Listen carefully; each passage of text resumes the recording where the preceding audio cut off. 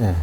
자, 그럼 이번엔 바이오에 대해서 네. 한번 이야기를 나눠보죠. 사실 네. 이 코로나 이후 바이오에 대한, 이 헬스케어에 대한 붐이 어마어마하게 일어났잖아요. 맞습니다. 뭐 한국도 뭐 주가가 네. 뭐 몇십 배 오르는 회사들도 있고, 근데 중국에서도 이 네. 바이오 붐이 엄청나게 일어났다라는 네. 얘기가 있던데요. 예, 맞습니다. 그래서 최근 한 3, 4개월 사이에 중국의 주요한 바이오 기업들 주가는 거의 2배 이상 상승을 했고요. 예, 많은 경우에는 3배, 5배 이렇게 올랐는데 근데 저는 이제 이 중국의 바이오 붐을 한 2, 3년 전부터 주목을 해왔어요. 근데 기본 여건이 좀 덜 미비하게 갖춰졌다는 생각을 많이 들었거든요. 그 이유는 뭐냐면 일단 이 바이오 붐이 오기 전에 선결 조건은 무엇이냐? 의료와 건강에 대한 관심이 더 커져야 된다. 예. 가처분 소득이 더 올라가야 된다. 3년 전만 해도 사실은 막 오래 살아야지 이런 거보다는 그때 사실은 3년 전, 5년 전만 해도 베이징의 그 공기의 수준은 정말 비인간적이었거든요. 그렇죠. 뭐 맨날 뭐 뿌여가지고. 네, 완전 그냥 회색 도시였는데 지금 많이 개선됐지 않습니까? 이유는 소득이 올라가면서 정말 그게 이제 정치적 불안정성을 줄 정도로 불만이 극에 달았다는 거죠. 우리도 오래 살고 싶다. 그런 것들이 반영된 것이 첫 번째 나타난 거는 디지털 헬스케어입니다. 그래서 작년 11월부터 저는 디지털 헬스케어 대표적인 기업 핑한 굿닥터, 알리건강을 주목을 해야 된다. 결국 이 두 기업이 아주 빠른 성장을 이뤄내다 보면은 이 헬스케어에 대한 관심이 더 많아지고 중국 국민들이 느끼는 그 혜택이라는 것이 더 올라가지 않습니까? 병원과의 거리가 정말 멀었어요. 한번 병원 가면 막 대기 3시간, 진료 5분, 약 타는데 2시간 이래가지고 하루가 다 날아가거든요. 그러니까 병원 자체를 가는 게 엄청난 큰 일이었는데 이제는 그게 실시간으로 이렇게 화상 통화를 통해서 의사 선생님하고 가볍게 만날 수 있는 그렇게 변화됐고 그것이 어떻게 보면 원격 진료의 세계 최고의 선두 국가가 중국이 그 몇 개월 사이에 돼버렸고요. 그 결과물로 중국 정부에서는 이제는 중국산 신약의 개발에 박차를 가야겠다. 이제 의료는 어느 정도 준비가 됐고, 예, 약의 배송이나 이런 것도 알리건강이 해주고 있으니, 예, 여기에 DNA 분석과 바이오 신약 개발이 붙으면 이제 어떻게 보면은 중국에서 말하는 따젠캉, 빅 헬스케어라는 것이 큰 그림이 다 완성이 되게 되는 거죠. 그래서 사실은 중국이 이 분야를 과거에 오랜 시간 동안 준비를 해왔습니다. 그래서 이 바이오 분야의 인력들 양성이 사실 한 3년, 5년 전부터 이미 되어 왔고요. 근데 이 인력들은 어디에 있던 인력이냐? 미국에 있던 인재들을 다 데리고 왔습니다. 공부하던 유학 보냈던 친구들. 유학 가서, 그러니까 중국의 돈 많은 재력가 집안 아니면 당 간부의 자제들은 죄다 미국으로 유학합니다. 교육 수준이 미국이 좋으니까 그건 뭐 전 세계 모든 사람이 인정하는 거지 않습니까? 그래서 미국의 상류층은 중국의 상류층 자제분들은 다 미국으로 갑니다. 미국으로 가면은 문과를 가기보다는 문과 가면은 언어가 딸리지 않습니까? 이과를 갑니다. 이과를 가서 의사가 되고 싶은데 의사가 되려면 또 언어를 잘해야 되는데 말을 해야 되니까 이건 좀 안 되고 하니까 그 애매하게 많이 간 부분이 생명공학 분야예요. 생명공학 분야에 많이 가서 이건 계산 잘하고 막 이렇게 연구도 잘하고 하니까 근면성실하고 하니까 이분들이 졸업을 하고 하버드, 예일 이런 데 나와가지고 로슈나 릴리나 막 존슨앤존슨이나 이런 그 서양의 유수의 제약사로 취직을 많이 합니다. 예. 그랬다가 한 5년 전부터 중국에서 발표를 하죠. 중국의 바이오 산업을 육성을 하겠으니 전 세계에 있는 인재들아 다 들어와라. 그러면 창업하면 몇백억씩 쏴줄게. 예. 수조우, 항저우, 각 도시별로 이게 시정부의 어떤 그 중점 프로젝트였어요. 예. 바이오 산업단지를 육성을 해라. 우리 송도처럼. 엄청나게 절박하게 했는데 그 결과 수많은 바이오 기업들이 막 우후죽순으로 나타났고요. 그런데 많은 경쟁을 하죠. 그러면 경쟁하면은 중국 정부 입장에서는 경쟁에서 이긴 놈이 내 놈 해가지고 예, 그 경쟁을 뚫고 일어나온 기업들을 또 더 서포트를 해주고 이렇게 이제 몇 년이 지속이 돼서 이제는 홍콩에 한 20, 30개 기업이 상장을 하고 나스닥의 상장도 상당히 많이 해서 5조, 10조 원 이렇게 나름 사이즈 있는 바이오 신약 기업으로 거듭나게 됐죠. 예. 그리고 중국의 수많은 바이오 기업들이 이렇게 등장하는 가운데 인프라 역할을 해주는 기업이 생겨났는데 이게 우시앱텍, 우시바이오. 우시앱텍은 뭐냐면 바이오 기업들이 성장을 하려면 임상을 가야 되잖아요. 임상 1상 갔다고 끝나는 게 아니잖아요. 1상, 2상, 3상. 한국 기업들은 3상을 잘 못 가지만 중국 기업들은 3상까지 다 끝내서 상업화까지 다 합니다. 왜냐하면 그냥 중국 안에서 팔면 되잖아요. 그리고 그러니까 그게 무서운 거야. 시장이 있다는 거. 그러니까 당뇨 환자는 중국이 1등입니다. 당뇨 관리 정말 남자분들 진짜 안 하고요. 그러니까 사회적인 문제가 될 정도로 정말 큰 시장인데 그러면 여기서 그 혁신적인 인슐린을 만든 거나 당뇨 관련된 어떤 새로운 신약을 만든다고 하면 정말 세계 시장의 반은 먹고 들어가는 거죠. 그러면 그 중국 식약청 입장에서 CFDA라고 하는 중국 식약청 입장에서 이렇게 무역 전쟁이 심화되는데 존슨앤존슨이 와서 신약을 이거 승인해달라고 하는 걸 해주는 게 좋겠어요? 아니면 약간 한 30% 정도 모자른데 약간 불신이 되지만 중국의 수조에서 이 개발한 혁신 신약을 승인을 해주겠어요? 네. 부족하더라도 문제가 생기더라도 중국 기업에 이렇게 팔이 안으로 굽는다고. 그리고 언제든지 미국의 신약은 들어왔다가 미국에서 무역 전쟁의 어떤 카드로 쓸 수 있는 거 아닙니까? 이미 그런 움직임들이 있습니다. 하니까 이게 국방에 열게 된 거예요. 네. 그러니까 처음에 이쪽 나라의 약을 가지고 막 질병을 치료하고 있었는데 공급이 적절한 가격에 잘 들어오다가 갑자기 공급 중단을 해버리면 여기서는 사실 반도체에서 지금 화웨이가 그런 상황입니다. 그래서 실제 화웨이의 일부 반도체는 지금 생산이 지금 일부 중단됐나 그렇습니다. 그래서 지금 어제 오늘도 뉴스가 나왔는데 화웨이도 자체적으로 지금 한다고 하지만은 일부는 뭐 아주 그 하이엔드 제품 같은 경우는 스스로 하지 못하는 부분이 있어서 그래서 오히려 지금 샤오미는 문제가 없대요.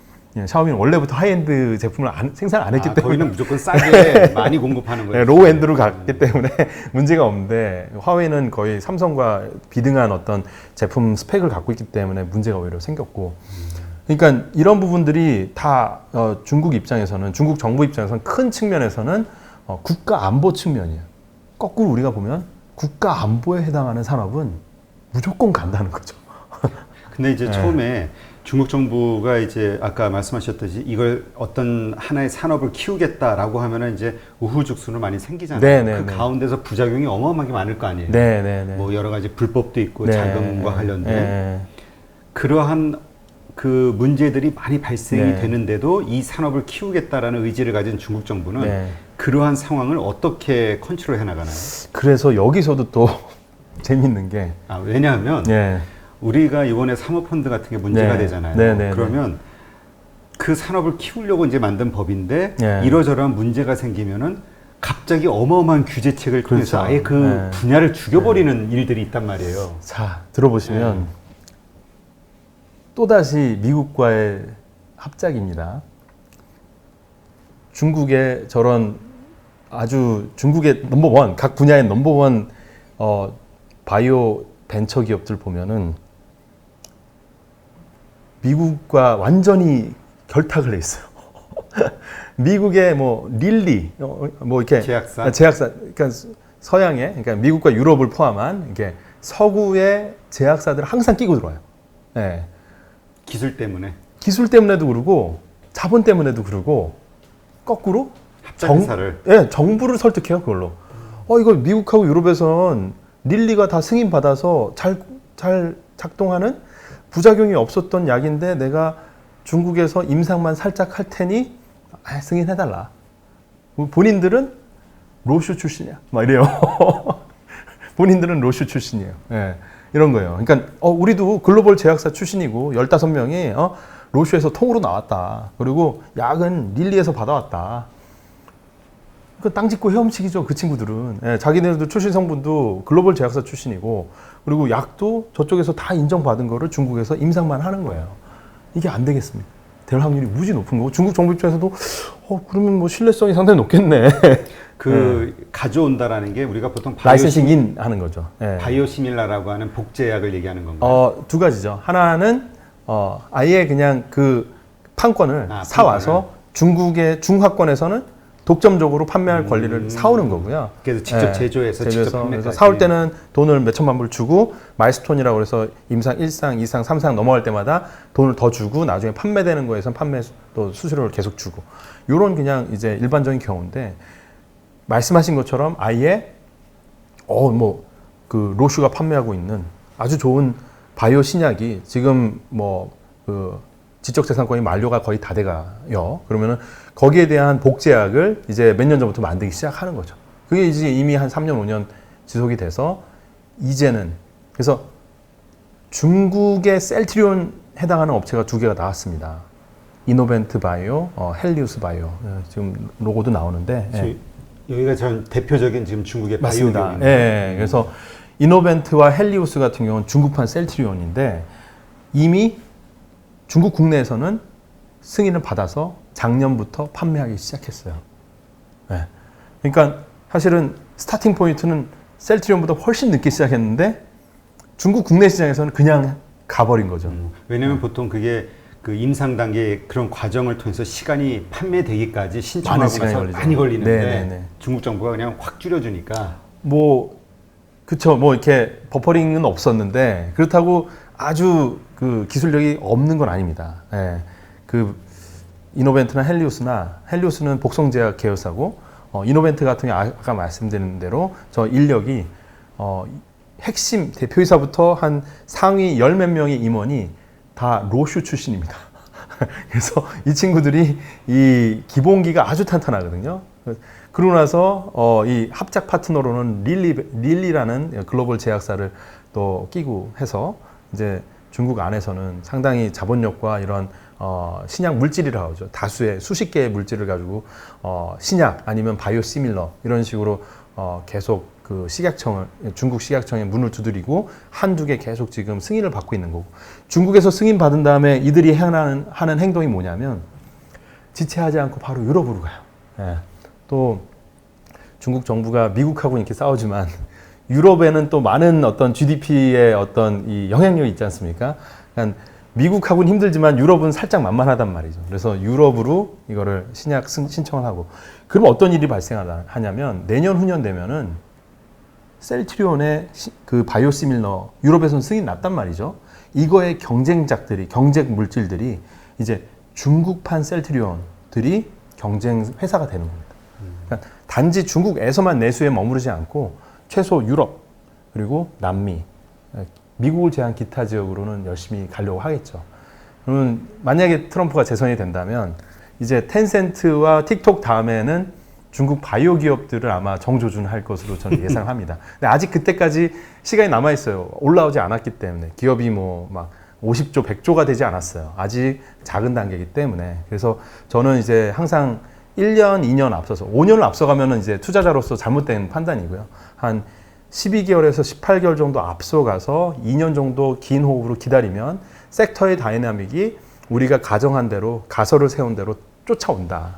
그렇게 믿고 있고 지금 중국의 바이오 산업은 마치 한 3년 전에 반도체 산업하고 비슷하다. 반도체 산업에서 SMIC, 베이팡 화창 이런 기업들은 5배 이상 주가가 많이 올랐거든요. 그런 일들이 바이오에서도 이루어질 수 있다라고 보고 있습니다. 그럼 지금 우리가 대표적으로 중국 바이오 제약 관련된 업체들 가운데에서 뭔가 좀 그 기대감을 갖고 지켜볼 만한 기업으로는 어디라고 생각하세요? 지금 저는 다라고 보고요. 다인데 그 속성이 다르죠. 좀 인프라에 해당하는 거. 수많은 그 바이오 기업들한테 임상을 대행해주는 업체가 우시앱텍입니다. 우시앱텍. 우시앱텍이라는 회사가 있고 우시앱텍이 이제 임상을 대신 막 해주다 보니까 임상이 끝나면 이 바이오 기업들이 생산도 하려고 해요. 생산. 그러면 삼성 바이오로직스 이런 데 와서 이제 생산 좀 위탁 생산 좀 해주세요. 왜냐하면 신약 개발사들은 임상과 생산을 할 여력이 없습니다. 자기네들은 아이디어와 이런 혁신 신약 개발을 하는 거지. 연구원들만 있으니까. 그래서 우시앱텍이 세운 자회사가 우시바이오로직스입니다. 그러니까 여기는 임상 대행업을 하고 여기는 생산 대행업을 하는데 둘 다 중국의 수십 개의 바이오 기업들한테는 바이오 벤처 기업들한테는 없어서는 안 될 고속도로인 거죠. 인프라인 거죠. 그러면 산업 전체 올라간다 하면 이 두 회사는 안정적으로 올라가요. 그래서 인프라에 해당한다고 생각하고 아까 말씀드린 대로 그 바이오시밀러야말로 이렇게 좀 완전한 신약을 A부터 Z까지 만들기보다는 결국은 이것도 복제 아닙니까? 상당히 어렵지만 난이도가 높지만 세포를 증식한다는 측면에서 진짜 어려운 겁니다. 예, 반도체만큼이 어려운 건데 그래도 지금 이미 그 궤도에 올라와 있는 두 회사가 있다라는 측면에서 보여드리는 거고, 그리고 아예 바이오 항암 신약을 개발하는 어떤 물질 자체를 새롭게 한국의 어떤 신약 개발 회사와 마찬가지로 그쪽 분야를 연구 개발하고 있는 회사들이 짜일랩, 베이징 같은 회사가 있는데 이미 나스닥에 상장해서 기업 가치가 상당히 큰 그런 상태고, 물질들도 상당히 많고 글로벌한 학회지에서도 인정을 할 만한 그런 나름의 역사를 갖고 있는 그런 회사고요. 그럼 저 짜이랩 받고 저 베이진, 네. 지금 저 기업 같은 경우는 매출이 없나요? 지금 아직 그 약을 개발하는 단계니까. 개발하고 일부 상용화가 됐긴 했는데 시가총액 대비로 보면 상당히 미미한 수준이고 마찬가지로 기대감. 이게 다 글로벌이 다 그렇군요. 네. 맞습니다. 매출이 없어도. 왜냐하면 한 방에 있지 않습니까? 특히 저런 그냥 생짜 신약 바이오 기업들은 그 물질이 한 번 또 글로벌 제약사나 아니면 중국에서 상용화가 될 경우에는 그 약 하나가 뭐 조 단위 매출, 뭐 몇 조 원씩 매출이 나오는 약 하나에서, 그러니까 그런 어떤 이렇게 보면 뭐 블록버스터라고 하죠.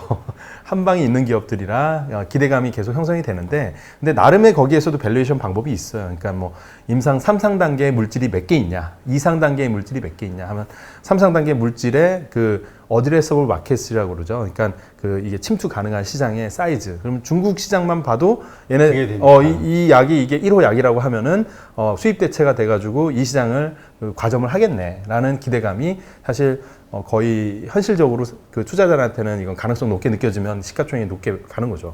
근데 지금 여기서 하나 궁금한 게, 아까 얘기하셨듯이 이제 헬리우스, 이노벤트 이런 기업들이 바이오시밀러 기업인데요. 이 기업들이 이제 유럽의 어떤 약 심사를 받으면서 승인을 받고 이제 우리 셀트리온하고 경쟁을 하게 되잖아요. 근데 이제 문제는 우리가 이런 제약도 하나의 제조업으로 봐야 되는 것이냐. 왜냐하면 중국의 제조업이 우리가 무서워하는 건 중국 시장 기반으로 내수 시장 일단 받쳐주기 때문에 대량 생산이 가능하잖아요. 그럼 가격 경쟁력에서 확 떨어지면 이 바이오 쪽, 약에서도 복제약 쪽에서도 셀트리온의 경쟁력이 확 떨어지는 거 아닌가? 이런 생각이 얼핏 들어가요. 제 생각에 이 산업 자체가 이제 그렇게 원가의 비중보다는 대부분 다 이익이기 때문에 거기에서의 큰 차이는 없을 것 같아요. 근데 오히려 더 큰 어떤 그 이점이라고 보면은 한국의 바이오시밀러나 한국의 신약 업체들은 무조건 해외에 나가서 승부를 봐야 된다는 게 그의 약점이죠. 근데 이미 제가 볼 때는 셀트리온은 그 단계는 넘어간 글로벌 수준의 어떤 탑티어 회사고, 나머지 이제 그 뭐 기업 가치 1조 원 미만의 바이오 벤처 기업들은 그 어떻게 보면 생사의 고비를 계속 경험을 해야 될 텐데, 반면에 중국의 바이오 기업들은 일단은 캡티브 마켓, 자기 안방 시장이 이 분야에서 자기가 1등이라고 하면 안방 시장은 일단 먹고 들어간다. 거기에서 이점이 있다고 볼 수 있을 것 같고요. 그리고 더 큰 거는 중국 정부에서 향후 3년, 5년에 전략적인 국방 차원에서 이것은 반드시 지켜야 된다는 산업이라고 보면은 수단과 방법을 가리지 않고 돈을 퍼부어서라도 잘하고 있는 1등, 2등 업체는 무조건 살려준다는 거죠. 그러면 지금 바이오시밀러와 관련해서 1등, 2등 업체가 저 이노벤트하고 헬리우스 저 회사라고 봐야 되나요? 맞습니다. 현재 좀 상장돼 있어요? 네, 상장돼 있어요. 홍콩에 상장돼 있습니다. 근데 뭐 각자 판단해야 되는 것은 이미 상당히 많은 기대감이 붙어 있습니다. 그래서 최근 많이 상승했고 또 무역 전쟁 이슈로 상당히 많이 빠르게 주가가 빠졌어요. 그래서 전체 포트폴리오에서 보면 많은 비중을 담으면은 수명이 단축될 위험이 있습니다. 그래서 불안해서 잠이 안 와요. 요즘 뭐 나스닥 시장에서 이 바이오주들이 뭐 15%, 20%씩 개별 종목들이 근데 올라갈 땐 막 2배씩 올라가니까 그냥 미국이든 한국이든 중국이든 바이오 섹터라는 건 꿈을 먹고 사는 거거든요. 그러니까 전체 비중에서 높게 가져가면 안 돼요. 개별 종목들을 아무리 좋다고 해도 절대로 거기에다가 막 개인 자산의 30% 이렇게 넣으면 안 되고, 저는 항상 추천되는 거는 종목 분산을 해야 되니까 5% 미만으로 가져가라. 특히 저런 종목들은. 예를 들어서 우시 앱텍, 우시 바이오는 좀 더 많은 비중을 해도 돼요. 현금 흐름 나오고 저기는 어떤 기대감이 아니라 그냥 실제 매출이 실제 매출이 막 나옵니다. 그리고 어차피 바이오 산업이 네. 확장이 될수록 뭐 우리 저거죠, 뭐 화장품의 그 코스맥스인가 그런 건 제조 인프라입니다. 인프라. 저 제조 생산을 해주거나 위탁 실험을 해주는 거예요. 정확한 비유시고 그래서 산업의 성장성에 나는 더 많이 비중을 두고 싶다. 그러면 안정적으로 우시앱텍, 우시바이오 그리고 좀 더 이제 업사이드에 대한 어떤 리스크 테이킹하면서 난 하고 싶다 하면은 5% 미만 비중으로 저런 새로운 신약 개발 기업, 짜이랩, 베이진, 이노벤트, 헬리오스, 레전드 바이오테크. 뭐 레전드 바이오테크를 말씀 안 드렸는데 카티, 그러니까 세포, 그러니까 그 T 세포를 빼가지고요 항암 뭐 치료 뭐 그 사기인데 T 세포가 사실은 이제 싸우는 전투 부대 아닙니까?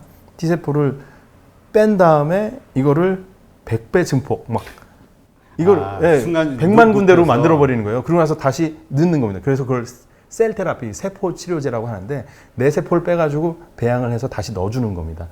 그래서 잘 되면은 그래서 카터 전 대통령, 미국 대통령은 말기였는데 한 번에 다 났습니다. 몇 주 사이에. 고열에 시달리다가 왜냐하면 이게 싸우니까 100만 군데가 이제 암세포랑 막 싸우니까 열이 상당히 나요. 그러다가 한 몇 주 있다가 다 났어요. 그러니까 이런 어떤 기적적인 치료제인데 이 분야도 사실은 미국 그 의료진들이 제일 먼저 개발을 했는데 미국에서는 임상이 비싸잖아요. 그렇지. 그리고 여러 가지 승인 절차가 복잡하고. 그래서 현재 기준으로 전 세계에서 카티의 임상을 가장 많이 한 나라는 중국입니다. 전 세계 합쳐도 중국보다 못해요. 그러니까 이번에 서구 사회가 두려워하는 게 그거라고 하더라고요. 코로나 사태에서 딱 나왔듯이 딱 정부에서 통제하고 마음먹은 대로 밀어붙이면 모든 게 돼버리니까 무섭기도 하고 확 바뀌어버리잖아요. 사실 뭐 윤리적 이슈도 많죠. 그렇지. 그런 논리 때문에 못하는데. 작년에 막말로 아빠 엄마가 중국 사람인데 아빠 엄마가 다 에이즈 환자였어요. 에이즈 환자. 그러면 그냥 의학적으로 아이는 무조건 에이즈예요. 불쌍하잖아요. 그래서 서양 학자들의 이론적으로는 크리스퍼 가위라고 그래서 DNA 가위를 통해서 에이즈 유발하는 DNA를 없앨 수 있다. 이론적으로. 태아일 때. 태아의 DNA를 조작해서. 근데 유럽이나 미국에서는 그걸 할 수 없는 이유는 태아의 DNA를 이거 조작한다는 거는 사실 이제 엄청난 윤리적인 이게 인간이 그걸 해야 되는 거냐. 그 태아에 대해서 내가 윤리적인 이슈가 엄청 많잖아요. 이게 부작용이 나면 그건 또 평생 가는 거니까 중국의 한 학자가 해버렸습니다. 그게 원래 현행법 위반이잖아요. 그래서 지금 가택 연금 받고 있는데 그 정설은 뭐냐면 가택이 연금이 됐는데 가택이 되게 넓더라 범위가. 그리고 정부에서 엄청난 지원금을 주면서 그 학자를 육성을 하고 있다는 실험을 계속하게. 뭐 정설은 아닐 수도 있고, 근데 하여튼 뭐 이렇게 루머가 그렇습니다. 그래서 근데 어쨌든 중국 그런 식이라는 거죠. 그러니까 이게 우리가 중국을 보면 볼수록 무섭다는 생각이 들어요. 거침없이 달리니까. 인공지능, DNA, 바이오 다 똑같아요. 그냥 마구잡이로 하는 거예요. 그러니까 미국 입장에서는 경쟁자 입장에서는 정말 이거는 눈에 가시죠. 그렇죠. 근데 이게 다 사실은 4차 산업혁명의 키워드 아닙니까? 미래적인 산업에 앞장서려고 하는 의지가 들어가 있는 거거든요. 근데 이게 일관적이고 거대한 자본을 그냥 핀포인트에서 쫙 쏟아붓고 낭비가 되더라도 5년 내다보고 난 막 투자하겠다. 이렇게 돼 있고 사실은 당이 안 바뀌니까 이랬다 저랬다 안 바뀌잖아요. 그것도 무서운 겁니다.